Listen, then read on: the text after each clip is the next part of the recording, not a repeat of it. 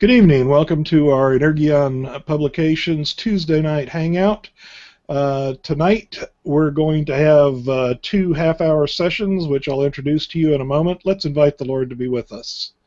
Lord, I do thank you for your word. I thank you for this opportunity to discuss it, and I pray that your Holy Spirit will guide us to the message that you have for us this evening. In Jesus' name, amen. Okay, starting half hour, we have a guest, Jay Hall. He's the author of the book Young Earth Science and the Dawn of a New Worldview. And he is not one of our Elgin authors, but he sounds extremely interesting, and we want to let him share with our audience. He's going to be interviewed by Elgin Hushbeck, author of Evidence for the Bible, Consider Christianity, and a couple of other books on politics, but we'll stick with the ones that are relevant to tonight's topic. Elgin, it's all up to you for the next half hour, and of course, Jay. Okay. Well, Jay, why don't you, what is the broad thesis of your book? Why did you write it? Well, partly I wanted to give an apologetic in defense of the young earth position, kind of the multicultural or omnicultural approach. And so I do bring in history and also bring in various scientific evidence, say like geology and biology, physics and so forth, and just to show that it does make sense and it is a possible position, and also to give to those who may be skeptical and not ready to say, quote unquote, hear a sermon and a lot of Bible verses. So obviously you're young earth. What do you see as the primary evidences for the young earth position? Well, I like to try to keep it relatively simple. So in the very first edition of the book, I actually had some tree rings on it, and that's one of my arguments. The cover of it now, it's looks like that. It has the earth and some rays. That's what it looks like. But the oldest fossil tree that has tree rings has, as best as I can figure out, about 816 rings. And of course, we can go to the northwest and find, say, the giant redwoods and sequoias and have thousands of rings. And so, like pines, into the fossil record by standard dating, they go back to 140 million years. So why don't we find these trees that have a whole bunch of rings? And that's one argument that I like to use. Okay. You mentioned in the title of your book, The Dawn of a New Worldview. What is the new worldview? Well, for a good while, the dominance, especially since radiometric dating came to the forefront, the idea that the Earth is at least, say, billions of years old has held sway. Whereas if you go back to, say, like 1900, at least some minority scientists thought that it might be, a few million years old. Of course, the dominant view was probably 100 million years old, but definitely not billions of years old. So basically, to go back to the idea, could we possibly reinterpret some things, which of course would involve history and archaeology and anthropology? Could it possibly be reinterpreted within the context maybe the Earth is just thousands of years old, which of course in the past it's kind of revamping an old worldview, basically. Okay, so the old Earth view is largely based on a science called, or a view called uniformitarianism, and you noticed in your book you point out catastrophism has in recent years made a sort of a comeback. Can you detail some of that? Oh, sure. The idea that individual rock layers, it took a whole long time. There's different things like that. Like, say, if something came from tiny little shells of animals that gradually fell into the sea, and then that layer at the bottom of the sea gradually got bigger and bigger, of course, that would take a long time. But different things, say, like the theory that the giant rock from space was the main reason why we don't have the dinosaurs, and things like the Missoula flood in the Northwest that is now accepted as they sometimes call it the Great Mega Flood. things like that. So if the individual layers were formed rapidly, and then another thing you have to add to that, if there isn't a big time gap between the layers, then those two things together would tend to favor, well, maybe most of the rock record was formed, say, once we introduced the Bible in the explanation, most of it was formed during Noah's flood. Okay. One of the things I found interesting in your book has always been somewhat troubling for me is the what seemed to be trees vertically sticking up through multiple layers, of coal or earth or something along those lines. Can you talk a little bit about those? Oh, sure. There's different polystrate structures, that is, poly, many, and straight for strata. So they go through several strata. Some of these are, maybe 30 feet long, and there could be some that are longer. And so clearly, the tree didn't rot, so those particular layers must have been deposited fairly quickly. A lot of times they're found in coal beds, like the famous example in Nova Scotia with Joggins, which even Lyell was fairly familiar with. He got most of the facts fairly right, not quite as extensive, and again, that could just be due to more recent research. But there's an example, I think, in Germany that I mentioned in my book. But there's also other structures, like, say, sandstone pipes that go through maybe 100 feet. So those sorts of things, how could you have kind of most of them are a cylindrical structure that goes through these different layers if the rock wasn't at the time relatively soft.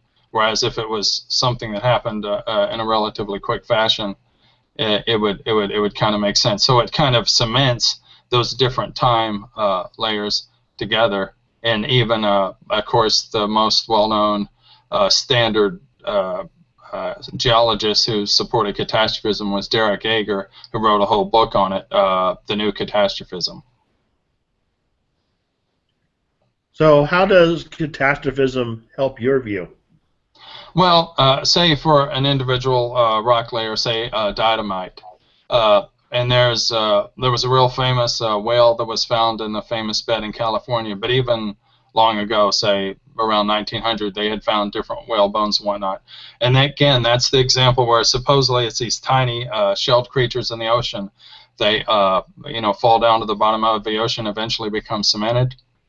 Well, the idea is that if these fossils are large, of course, a whale fossil, I'm not sure the whole thing, because when it was first reported, it was like 75 feet in vertical, which isn't exactly correct. But even just whatever the head part of it would actually be, pretty tall, several feet, whatever it might be.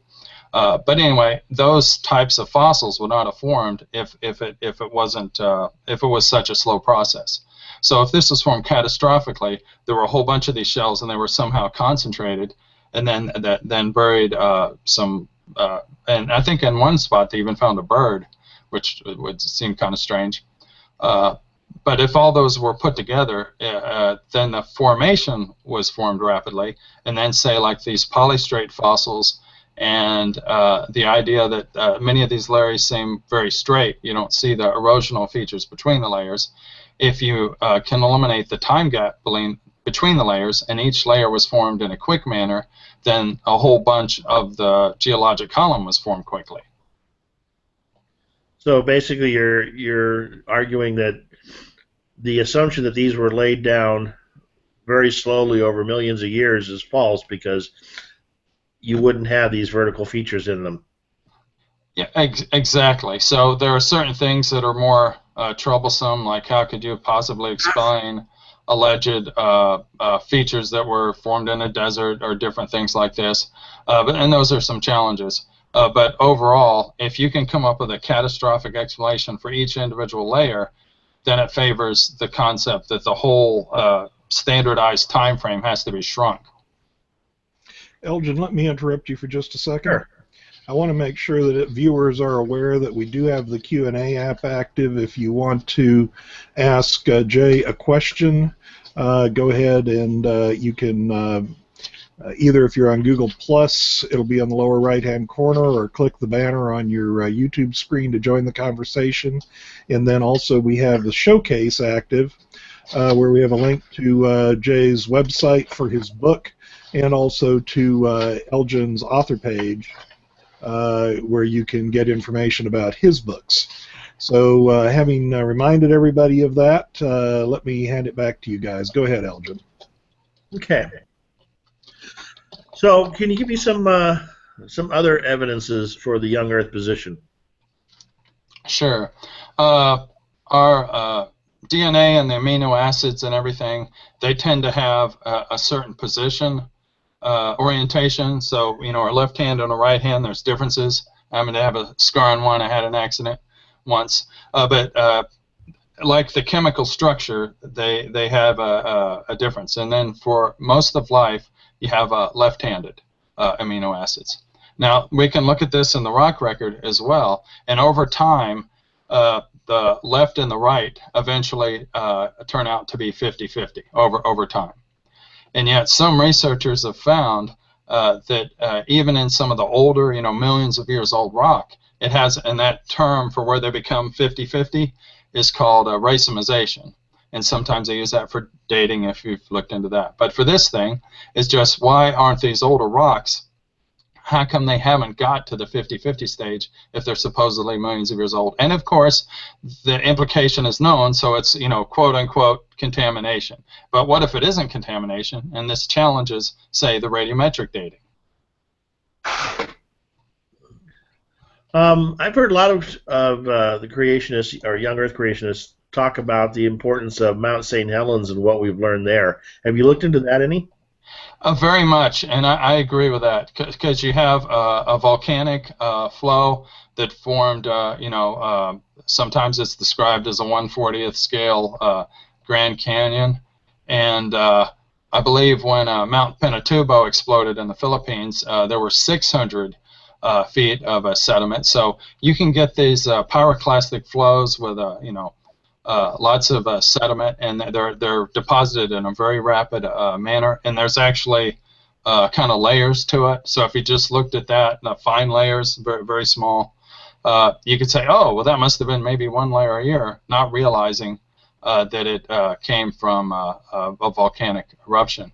And the kicker for Mount St. Helens is that in Spirit Lake, these trees were just on the surface, and there were, I don't know, millions, however many there were, a lot, and they rubbed against each other, the bark came off, and eventually they got waterlogged, they sank to the bottom, and then many of them are vertical. And even the standard geological literature, agrees with this. And I believe a scholar named Fritz has written on this. But anyway, they lined up vertical, and just like in the Yellowstone fossil trees, it has that exact same pattern. And so that's a key evidence that no, it isn't like one forest after the other, because that is an argument that many people have said, oh, well, that obviously proves the old Earth. You have all these successive forests in the Yellowstone situation. But actually, we see that happening rapidly in Mount St. Helens. Talk a little bit about the importance of evolution. I noticed in your book you spent considerable time talking about evolution. How do you see evolution as, or opposing it, in contributing to the age of the Earth? Right. There's several aspects, but primarily is to get the logic straight. I will admit that even Darwin in his last edition, because of Kelvin's relatively shorter time span for the Earth, Darwin even kind of verged into Lamarckism and had to say, well, maybe things happened faster. So in other words, a short time scale, once you get to a certain point, obviously evolution couldn't happen. But even Darwin was able to make some kind of concessions in the 6th edition of The Origin of Species. But the other way is a clear logic. If the Earth is indeed thousands of years old, then clearly, evolution isn't going to work. But in terms of a direct biological argument, I'm sure you may have be familiar with John Sanford's genetic entropy concept, and I give some reference to that. So as we accumulate more and more mutations, it hurts our whole genetic health as a whole in terms of humanity.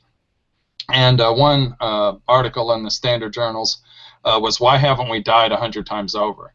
So if genetic entropy really tells us something, our genetics are getting worse due to increased mutations, then maybe humanity isn't that old. And that's one argument to say, take the biology, maybe evolution isn't happening. In a sense, I guess you could call it devolution. But because that's happening, maybe humanity has to be younger or we'd have already gone extinct. Yeah. How do you view Christians? For example, I myself am old Earth. How do you see this as an essential teaching of Christianity, or is there room for people like myself who tend to think the Earth is old? Well, I try to connect this with prophecy, and one thing that I try to relate it to is where the Scripture talks about at just the right time. Christ died for sinners, and when we were powerless, like in I think it's Romans 5:6, phrases like that. So if you take that idea that God has a plan, then that plan also was in existence when Adam and Eve were around, and that it would take many years. If we go with Usher, say 4,000 years for Christ to come, that might seem like, well, why did God take so long? But yet there was a plan to it. And then in terms of when Christ came, I'm sure you've heard the apologetic argument. Well, you had a universal language due to Alexander the Great and the Hellenization of that part of the world. So people spoke Greek, and due to the Romans, they had all these roads that went everywhere. So when Paul had to travel, he could get places, and all these things kind of came together to allow Christianity to spread rapidly. So it's almost like, because God has a particular plan, I connect that with, that's why these, like when the flood happened, it happened at that particular time because man was so wicked, and Abraham predicted that the Jewish people would be slaves for so long, and then there would be a deliverance, that all these were part of God's plan. So the moral of the story is time is important. How does that translate? I mean, for example, I believe all of that, but I'm old Earth. Well, then you have to deal with the specific arguments related to, say, when Jesus says, God created man and woman at the beginning of creation. Various phrases where it talks about the beginning of time, or similar phrases in the New Testament. Okay. I noticed you didn't deal. Now, I'm more old Earth because I guess my orientation, having worked at the Jet Propulsion Laboratory, I tend to be more outward looking. And so a large part of my old Earth comes from the universe and looking at distances there. How do you relate to, or how do you deal with the fact that we're looking at a nebula as a star that exploded, but if it's more than 10,000 years out there, then did it ever even exist? No, I agree that we have to tackle those difficult issues. And so you're saying like an exploding star, and if it's so far away, and then the speed of how it expands, that all that implies a longer time scale, that sort of thing? Yeah. Okay. Well, one example, just to kind of give a case of it, is the Cygnus Loop supernova remnant in our Milky Way. There was one time thought to be 150,000 years. Well, part of it is there's something that's expanding, and then how far away is it? And over time, we've kind of changed our estimate of how far away it is, and then also the density of space is fairly consistent, but there's some changes. So when they revised the density of the interstellar medium, and some of this, the initial estimates were off by a factor of 10, and then so the diameter of the object changed, and so one estimate was that it may be as young as just 1,700 years. So sometimes, because of all these assumptions, and that's just one example I would throw out, that, yeah, at first glance it might seem like, well, that's not going to fit with the young Earth or young universe, but again, there are challenges, I admit that. And my focus is on the earth, but I realize I need to deal with the whole aspect of God's creation. I appreciate that. Okay. So how essential do you see the belief in a young earth? Well, one thing can kind of lead to another, and I think that the chronologies in Genesis 5 and 11, for me, I feel that's pretty straightforward. And there are New Testament arguments, like there's a couple of places where it talks about the prophets, and then since the beginning of time, phrases like that, because I know Peter had in the book of Acts used the phrase like that. So there is the straightforward argument of starting with Genesis, and because Genesis is historical, Abraham, Isaac, Jacob, Joseph, people take those kind of in a sense at face value. I think we need to take those early chapters of Genesis at face value. But here's another aspect. The Noah's flood, and say even scholars like James Boyce admit that it was global and that it had some geological effect, although he didn't specify how. That once you admit to the Noah's flood is global, and then I don't see how you can get out of drastically challenging the standard geologic timescale. So I admit Christians have differences, and it's not a salvation issue. I admit that, but I feel that it's very important. Okay. So, in your you see any movement in your favor in terms of science itself, or is it you're still kind of out on the fringe? Well, where I see the most interest is in philosophers of science and historians of science, because they've seen, like, oh, at one time we didn't accept plate tectonics. I have a textbook just over there in maybe the mid 60s, and that's when the geological community kind of was making the move towards yes, plate tectonics is right, continental drift happened. Yeah. But because of the publication of the book, they're saying, well, there are some that don't quite accept it, and this is something that, we're going to give you both, quote unquote, both sides of the issue. And so because historians of science have seen these different issues, like the phlogiston versus oxygen and what causes combustion, those kind of controversies, they're a little more understanding to get at where I'm coming from. Okay. Yeah, I actually, even though I don't accept young Earth, I think that's your comments there were pretty much very enlightening. Particularly, for example, since I mentioned Wegener in my book as well. Too often we take the whole concept of science as somehow, almost divine in nature, when in reality, science is constantly being rethought, relooked at, and it's only I think only our arrogance assumes that we have it right now. Exactly. So, do you what kind of time frame are you looking at? I remember looking at reading some intelligent design theorists a couple years ago, and they thought it would be at least another 5 to 10 years before they were ready to sort of go mainstream in terms of having their science backed up enough with research to begin to excuse me to make an inroad. How about you? What time frame are you looking at for young Earth science to become more generally accepted? Well, I hope within maybe the next generation, because as we look at the young people, they're so connected to the internet, and if they're willing to, from where I'm coming from, look at some of the evidence, I think in another generation there may be a lot more people that are open to it.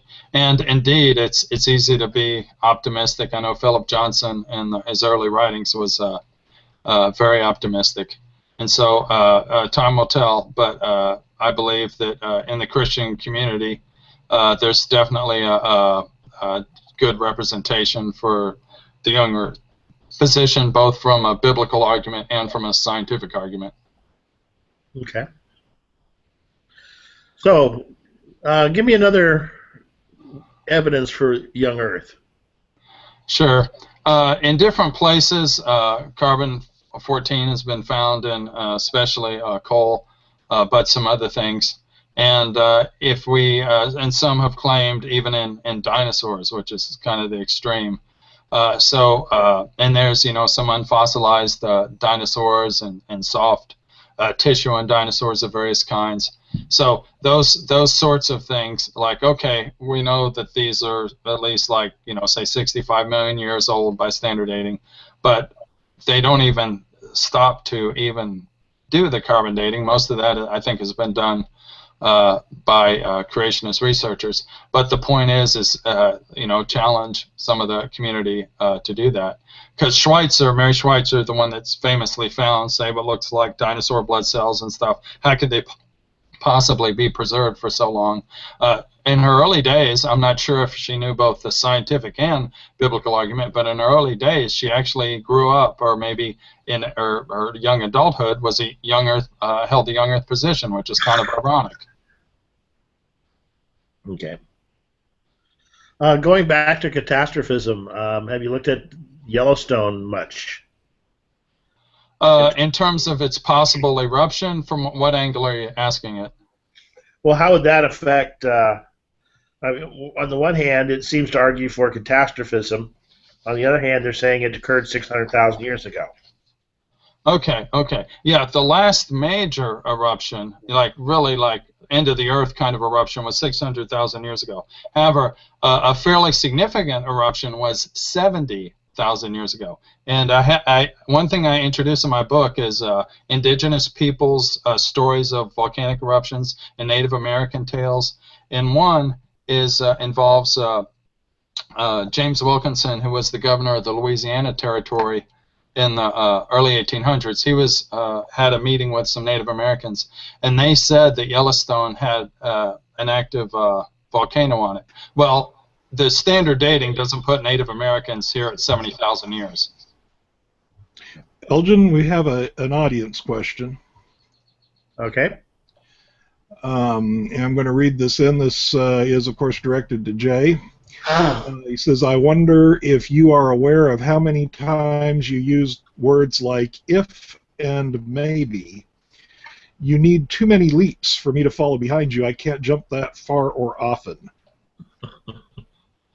Well, because we're dealing with historical science, that's indeed correct. And so I emphasize worldview. I emphasize presuppositions.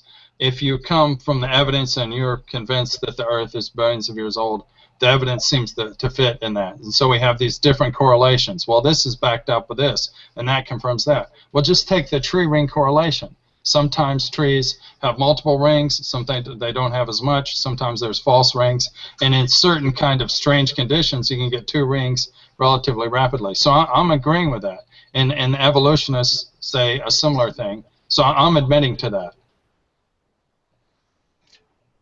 Okay.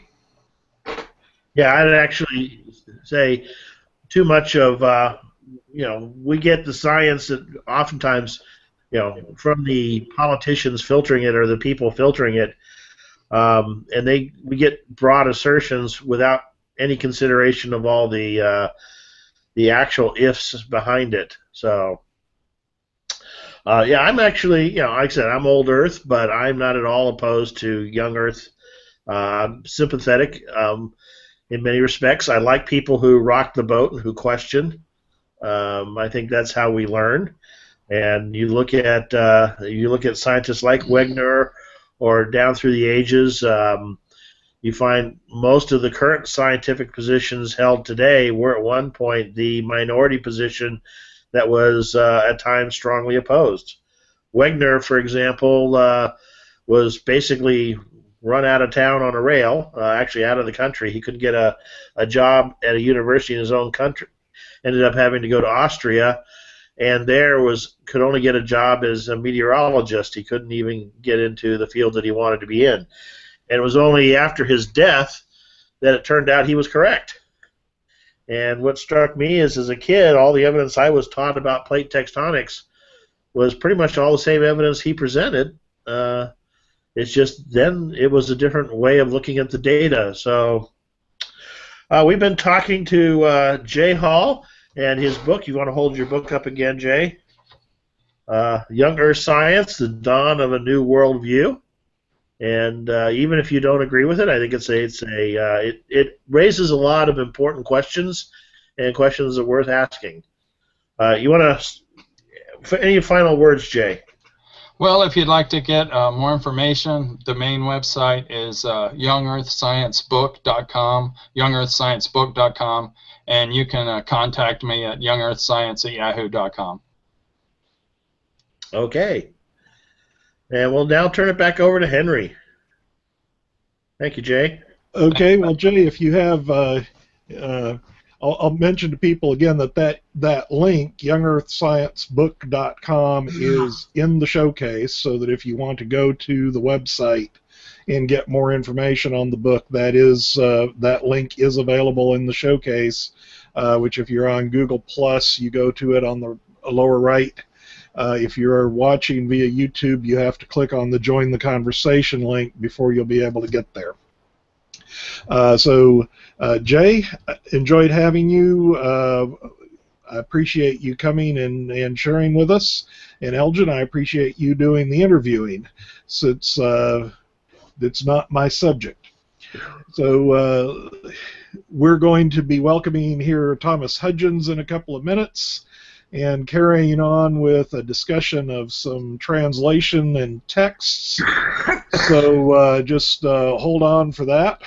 In the meantime, Elgin, if you want to go ahead and mention anything about your books, especially Evidence for the Bible or Christianity and Secularism.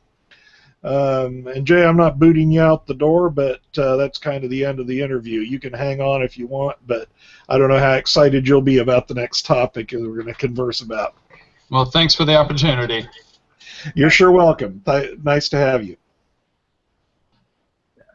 Well, again, I'm Elgin Hushbeck, and my two books on this area are Evidence for the Bible and Christianity and Secularism. And in particular, I have some chapters on science and Evidence for the Bible that touch on this issue directly.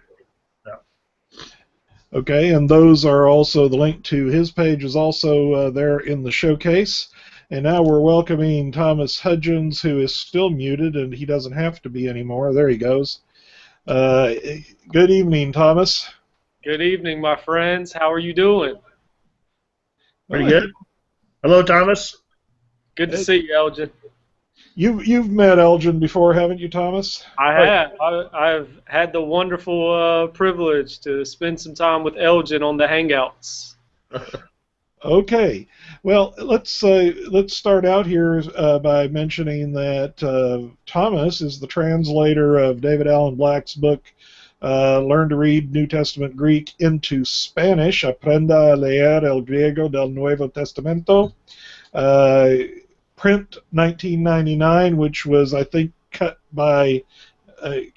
into about a quarter the lowest price to get an introductory Greek grammar in Spanish before we released it, and 99 cents in all kinds of ebook formats.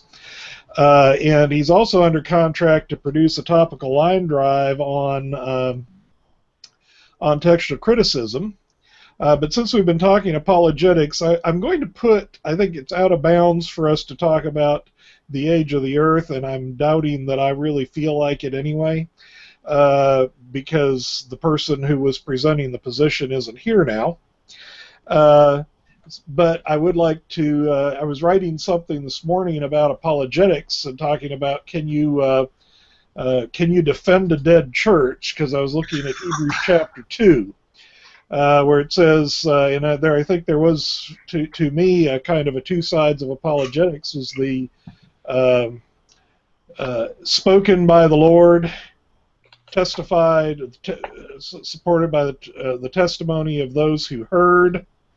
Then the Lord backed this up with the signs, and I'm presuming that, speaking of as the apostles go forth at that point in time, that was supported and by the Holy Spirit given to the church.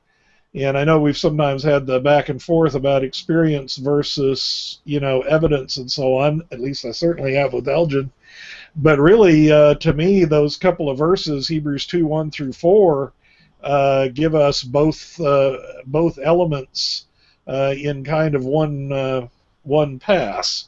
So how about we start with that one and go on to translation from there. Thomas? Was there a question? Well, I was just wondering if you're aware of the passage, or if you... I know it comes after Young Earth in Genesis 1 and before New Earth in Revelation. Oh, okay. You heard that, Elgin, right? Young Earth in Genesis 1 and New Earth in Revelation? Okay. Yep. Yeah, I think, first of all, I think Hebrews is written by a pretty popular Christian author. He's none other than the Apostle Paul. When you get, let's just read, so we mentioned Hebrews 2, 1 through 4. Let's just read it for everybody real fast. Go for it. You have it in front of you? I do. Therefore, we must give the more earnest heed to the things we have heard, lest we drift away. For if the word spoken through angels proved steadfast, and every transgression and disobedience received a just reward, how shall we escape if we neglect so great a salvation, which at the first began to be spoken by the Lord, and was confirmed to us by those who heard him, God also bearing witness both with signs and wonders, with various miracles and gifts of the Holy Spirit, according to his own will. You know, just this is kind of just a little tangent, if it's okay. Can I go on a tangent already? We haven't even talked about the issue. This is relaxed conversation. Okay, this is just an interesting tangent. But you know, in the first century, they're trying their hardest to really reconcile this whole idea of the Trinity. I mean, this is new for believers in a lot of senses, but. For example, when we come to John chapter 1, verse 18, it says this: no one has ever seen God at any time, but the only begotten God, he who is in the bosom of the who? Father, he has explained him to us. It's a very interesting passage because it says no one has seen God, and then it refers to the only begotten God who's in the bosom of the who? Father. He has explained who? The one, the Father. It's interesting in this passage that it says... Let me give you just a real quick point there. You're taking, we need to, later in the discussion, you're taking a particular text view there of John 1:18 at that point. Yeah, I'm actually trying not to take one. I'm actually trying to just go with the most common position so we could avoid the text point. Yeah, but the most common position... You know, you're not taking the most common position on the authorship of Hebrews, though I published the book, The Authorship of Hebrews, The Case for Paul by David Allen Black. Look, I'm not going to let you by with just taking the most common position on John 1:18. Because there is a textual variant that's significant into this particular discussion. It is very important. You're exactly right. It's a very important point in John 1:18. But you know, it's interesting that nobody pays any attention really to the first part of that verse in John 1:18. No one has ever seen God at any time. And it's interesting in this passage, we also see an example of it. We see in verse 3 it says, which at the first began to be spoken by the Lord and was confirmed to us by those who heard him, God also bearing witness. So what's the difference between Lord and God in verses 3 and 4 in Hebrews chapter 2? Well, I think this is an example of when people are trying to differentiate different things that members of the Trinity do in the redemptive plan and as well in the development and working out of the things involving the church. So I would say in verse 3 here in this passage is specifically referring to the Lord as Jesus Christ. Right? I don't think anybody would have a problem with that. And I think verse 4 I think that is actually a reference to the Father. In the same way, when you go to John chapter 1, verse 18, no one has ever seen God at any time, but the one who, I'm going to do it again. Are you ready, Henry? The only begotten God, who's in the bosom of the who? Specifically of the Father. He has explained them. So when John in John 1:18 is saying no one has ever seen God, why is John trying to make this point that no one has ever seen God the who? God the Father. This is very interesting. We actually see this all throughout the New Testament. And I'll be honest with you, I think the very fact that this is mentioned right here in Hebrews 2, while it isn't a strong point that proves Pauline authorship, I think it is a strong point. I think it is a point that speaks to it being in line with things that Paul said. For example, in 1 Timothy chapter 6, Paul's talking about one who dwells in inapproachable light, whom no man has seen or can see. You know, well, who is the one who dwells in that inapproachable light? Well, he mentions it up in the context, but you have to actually reach a couple of verses back, and you end up finding out he's talking about God. Well, God who? God the Father. It makes Henry. I'll pause there because I could probably there's probably something Elgin or Henry want to say at this point. Well, I would say, you know, even though I'm hassling you about John 1:18. Way back in college, I wrote a paper about John 1:18, and I ended up supporting the position that you're quoting. So yeah, I'm hassling you about it, but it's because I think that that's one of those cases where you have a really very, very interesting textual variant, and the results of your decision as a text on the text are significant. Although I think many of the same arguments can be made with a slight variation with the reading Son. For those who don't know, the alternative reading is the only begotten Son. But even so, if he has made him known, made him clear, however you're going to translate exegesita there, that's going to be above the average. But before I dive into John, when you might never hear me stop, let's give Elgin a shot at this material here so far. I think to go back to your original question was, you know, concept of experience versus evidence, and I think you do see both there. And I do think both are very important. And when you look at people in their lives, I mean, some people, they don't need apologetics. Some people, it's very important to them. And you see this range, and I think one of the things about the Bible is that it provides whatever you really need from it. It has, for people who are primarily experience-driven, it has plenty of examples of experience. People who are primarily evidence-driven, you also have plenty of evidence of pieces of evidence being put forth, like, you know, 1 Corinthians 15, where Paul says, you know, basically, if you don't believe in the resurrection, go ask the thousands of people who saw it. You know, so both of those I think are very important. Though I would say I also agree with Pauline authorship of Hebrews. So, man, it's getting more popular every day, I tell you. Yep. Elgin was convinced back when he took Greek from Dave at some university out there in the West. The West has never been the same.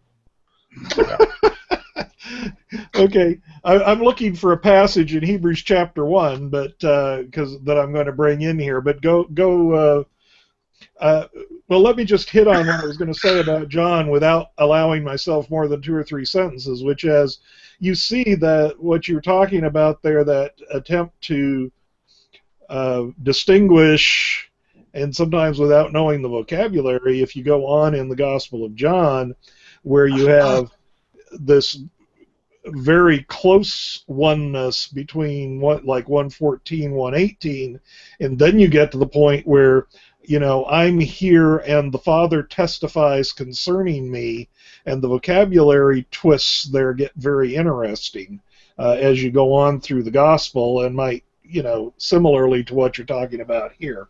Go ahead. I'm looking for another passage that has to do with this, not a text issue, but a translation issue. Yeah, you know, I mean, I'll tell you, just thinking about John's on my mind for some reason. I don't know why. So maybe it was an intentional tangent. I don't know. But you know, when I look at John 1:18 and I look at that first part, if you flip through all the different commentaries, you know, and you read about them, they all skip that first part. No one has ever seen God at any time. You know, they skip it. And you know, there's two modifiers to this sentence. It's no one, right? It's exclusive. There's no one that has seen God. And then it doesn't matter who that person is or what type of person that is, whoever they are. It doesn't matter who they are. They have never seen him. And then it says at any time. So Elgin, I'll just throw something crazy out there, okay? Based on that verse, are you ready for this? Based on that verse, I believe that Adam and Eve did not see God the Father. I believe that they saw, based on that verse, I believe that they saw the Lord Jesus Christ in Genesis 2 and in Genesis 3. I believe that John is making a declaration that no one has ever seen God the Father. And it aligns with elsewhere, like, for example, in 1 Timothy chapter 6, where it talks about God the Father being this one that no one has seen or even can see, who dwells in inapproachable light. And that reaches all the way back to Genesis, if you ask me, and it really changes the way we look at Genesis chapter 3, for example, in 2 and 3. For example, in Genesis chapter 2, if John 1:18 is saying that no one has ever seen God the Father and someone has specifically seen the Son, in that case the pre-incarnate Son, then you have the pre-incarnate Lord Jesus Christ doing what? He's fashioning, the one who is eventually going to fashion the perfect bride for himself is the one who fashions the perfect bride for Adam. You also have the person, pre-incarnate Lord Jesus Christ, speaking to Satan, announcing that he is going to be the one that has his heel bruised, and he is going to be the one that's going to crush the head of the serpent. And you also have the one who's going to give his life as a covering for sin, being the one who goes and takes the first animal and introduces death into creation for the first time to cover the sins of Adam and Eve. That's a lot to throw out there, I know. I would say your reasoning is pretty sound. All right. I don't need to commit myself to a mental hospital tonight.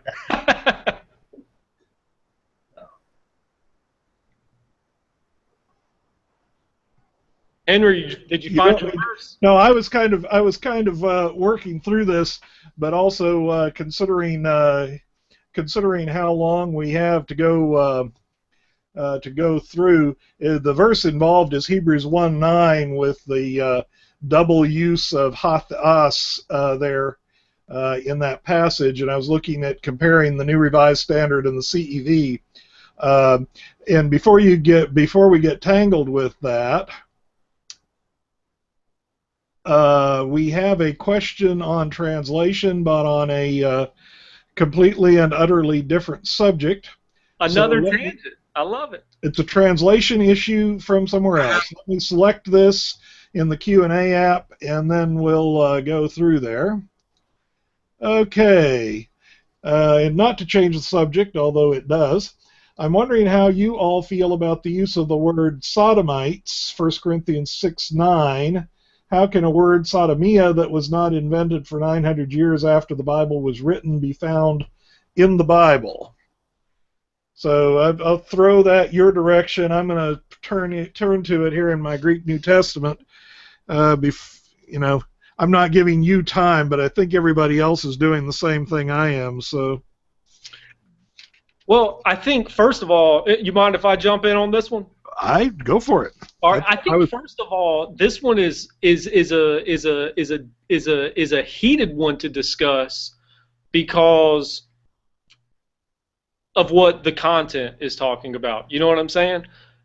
I think we have to think about some other words in order to kind of de-escalate what we're even thinking about. Like, why do we even have transliteration, right? Why do we even have transliteration at all? For example, there are a bunch of words in the New Testament that are transliterated. And when I say, let me just clarify, when I'm talking about transliteration, what that is when you take Greek letters and take the letters and go for the closest English equivalent, if we're talking about English, the closest English equivalent of those letters in order to spell out a word and create really just a new word, right, in the receptor language. So we have a bunch of them. Let me give you a couple. Baptizo is one of them. Go ahead. Let me, just because of, so that we have time, because like you said, you could get a heated subject, so I'd like us to have a few minutes. I just want to point out that this isn't a transliteration case, because there's no word related to Sodom actually occurs in the verse. So it's a translation of, and I'd have to look up, because I'm assuming we may be talking about the King James Version as the translation, which I haven't looked at. But this is one of Paul's nifty sin lists, which always drove me nuts as a Greek student. But we have edolalatria, we have moikoi, we have malakoi, and arsenokoitai, which is an interesting lexical case of its own. But nothing here that is etymologically related to Sodom. So the transliteration, I mean, is a good point in any number of verses related, but really doesn't connect 1 Corinthians 6:9, I would think. Yeah, I was thinking, why were they? I was taking it away from the verse and thinking they were asking it. Do what? Go ahead. Yeah, I was thinking they were just asking, how do you get that word if that word sodomites does not exist in the past? How do you get Sodom and sodomites from Greek? That's what so I wasn't even connecting it to the passage. I was thinking they were asking a transliteration question. Okay. Yeah, go ahead and continue where you were. I'm going to grab a KJV, because I'm pretty sure that KJV is the translation involved, just so that I can and I'll be right back. You'll probably see me on camera looking through my books here.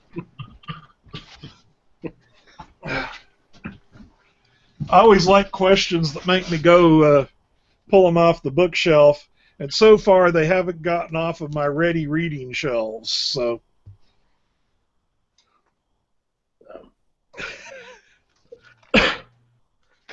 I noticed no great hurry in grabbing hold of this.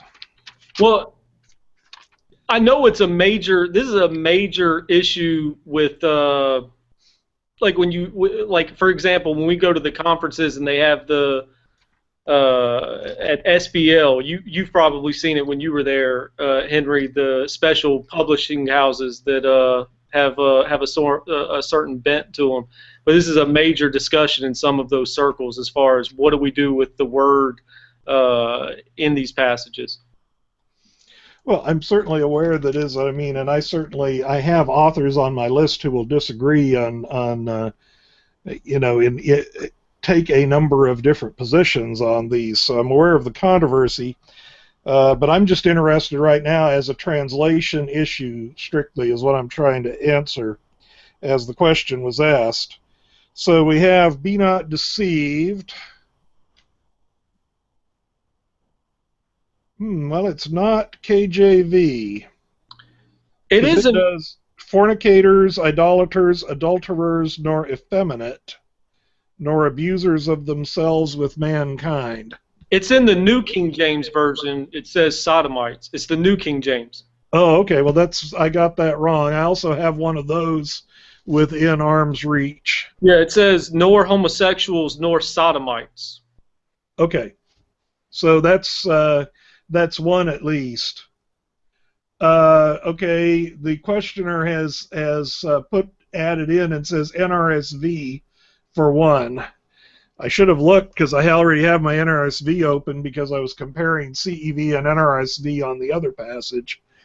But he says NRSV has that, which is, I mean, that's in the same descent as the NKJV, that's developed. But I was definitely wrong with the KJV. They did not use either of those terms.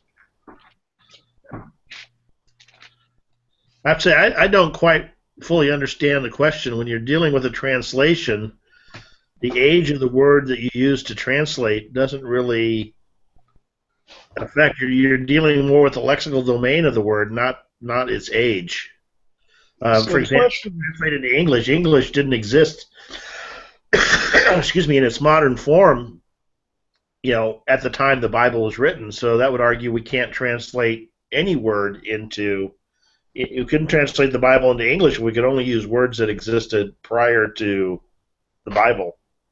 Right. I mean that's what I was hearing in the question. How do you go from Sodom from the Greek word from which it is taken? That's what I was understanding the question as.